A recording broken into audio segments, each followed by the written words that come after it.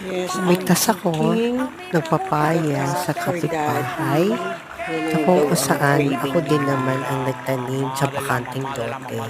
Dahil narinig ko na nag-crave si daddy at si And mommy syempre, ng gatang papaya. ito Sabi ko yun. naman sa inyo, kung ano mapapagpasaya sa kanilang dalawa ay lahat ay ibibigay Apitadang ko. buto-buto. At hindi ko sasayangin ang single time para magkaroon ako ng regret na balang araw na hindi ko ibinigay sa kanila ang lahat ng pwesto ko.